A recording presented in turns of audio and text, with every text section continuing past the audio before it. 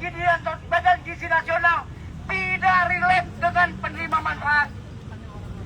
Warga penerima manfaat menikmati 8.000 sampai dengan 10.000. Tapi mereka yang ada di dalam, kawan-kawan, mereka menikmati hotel, mereka menikmati hidangan mewah, mereka menikmati perjalanan dinas puluhan juta hingga ratusan juta per hari, kawan-kawan.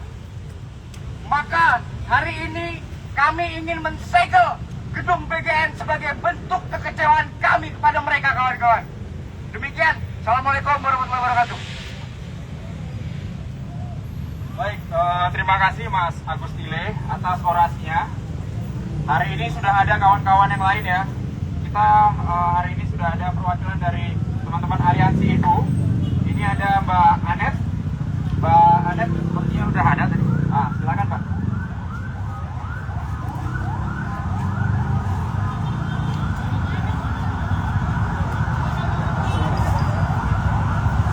Oke, baik. Selamat siang rekan-rekan jurnalis. Terima kasih sudah hadir pada siang hari ini. Saya Anet dari Aliansi Ibu Indonesia, mewakili seluruh suara ibu di seluruh Nusantara yang hari ini merasa kesulitan untuk memenuhi kebutuhan pangan keluarga karena harga pangan yang terus melonjak, harga pangan yang terus tidak terkendali, harga pangan yang terus naik. Walaupun kata Bapak Presiden kita, warga desa tidak pakai dolar, tapi kami merasakan dampak dari dolar yang makin tinggi harganya, nilai tukaran terhadap rupiah. Jadi hari ini kami mau menyampaikan bahwa perempuan ada di garis depan kelompok atau golongan yang paling rentan menanggung beban ekonomi yang disebabkan oleh salah urus negara, yang disebabkan oleh kesombongan negara untuk terus memaksakan program yang tidak membawa kebermanfaatan apapun. Sebuah program yang sejak awal sudah cacat hukum, cacat logika, cacat anggaran. Sebuah program yang begitu dipaksakan untuk pemenangan wakil presiden dan presiden saat ini untuk 2029.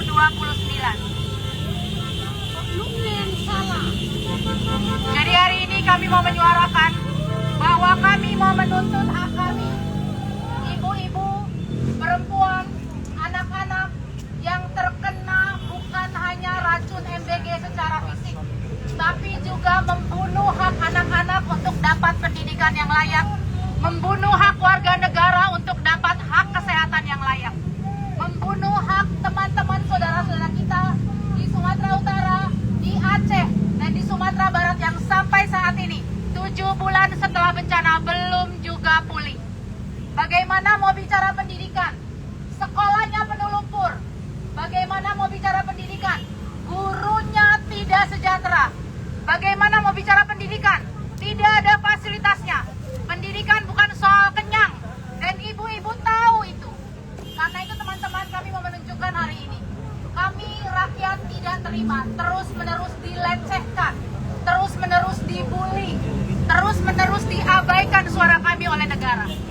Jadi hari ini kami Aliansi Ibu Indonesia bersama-sama dengan teman-teman di Koalisi MBG Watch ingin menuntut pemerintah untuk secara serius memperbaiki dan merombak total tata kelola MBG kita.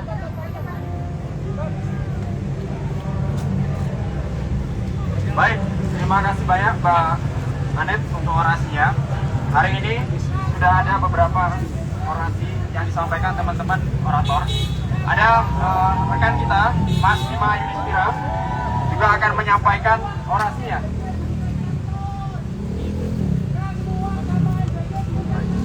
Teman-teman yang ada di jalan, silahkan bisa bunyikan klakson sebagai bentuk respon muak kita atas program MBG yang tengah berjalan hari ini yang belum menuntaskan masalahnya hingga akar-akarnya.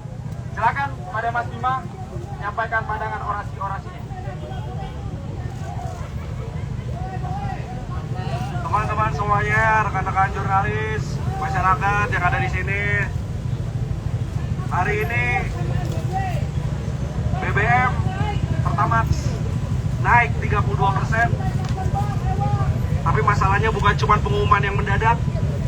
Masalahnya adalah makan bergizi gratis telah mengambil anggaran untuk ketahanan dari guncangan harga minyak dan juga pelemahan rupiah. Jadi hari ini yang kita lihat naiknya harga BBM itu juga ada kontribusi dari makan bergizi gratis. Rupiah melemah, masyarakat juga khawatir PHK. Kita bisa ingat bahwa ini semua karena Prabowo Subianto mengutamakan makan bergizi gratis daripada keselamatan, daripada ketahanan ekonomi, dan daripada lapangan kerja yang memang berkualitas. Dan kalau sudah terjebak dengan adanya makan bergizi gratis, maka kita berada di lingkaran setan. Kita akan terjebak terus berutang. Dan tahun ini 1.400 triliun rupiah pemerintah harus bayar utang jatuh tempo dan bunga utangnya. Sebagian itu juga disebabkan karena makan bergizi gratis. Jadi tuntutan kita segera lakukan penghentian dan ugal-ugalan makan bergizi gratis.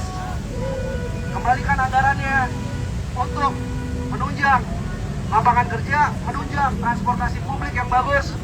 Jadi kalau ada orang-orang susah karena BBM naik, maka jawabannya adalah MBG dipotong uangnya, dibagikan kepada masyarakat, digunakan subsidi transportasi publik yang lebih bagus, sehingga masyarakat kita tidak terus-menerus hanya jadi penonton terhadap masalah-masalah makan bergizi gratis. Kalau kita tidak melakukan penghentian makan bergizi gratis dengan tata kelola yang ada sekarang, ini sama aja Indonesia sebentar lagi memasuki krisis keuangan. Indonesia akan masuk krisis fiskal. Dan Indonesia akan diturunkan rating utangnya. Rupiahnya akan semakin melemah. Dan ini salah satunya karena sekali lagi makan bergizi gratis di anak emaskan. Makan bergizi gratis merupakan program yang salah sejak awal. 9 bulan sebelum makan bergizi gratis, kami sudah melakukan riset dan mewanti-wanti bahwa ini adalah korupsi, mega skandal korupsi yang paling besar dalam sejarah Indonesia. Belum pernah terjadi, 335 triliun. Tapi pemerintah BGN tidak mendengarkan. Maka pergantian BGN dari Dadan kepada Nani, ini hanyalah pergantian pemain, tidak menyelesaikan masalah dari makan bergizi gratis. Oleh karena itu kita harus terus menyuarakan bahwa MBG jelas tidak akan pernah tepat sasaran. MBG adalah produk yang akan didesain untuk menjadi ranah korupsi. Dan MBG ini memang harus sebaiknya dilakukan penghematan secara ekstrim. Tanpa adanya penghematan MBG, maka pendidikan kita, maka ekonomi kita ini yang akan dikorbankan. Sekian, hidup rakyat Indonesia. Hidup! Benahi tata kelola MBG. Naik tata kelola MBG. Dan jangan jadikan anak-anak kami menjadi korban dari keracunan yang terus berlangsung karena salah urus makan bergizi gratis. Terima kasih.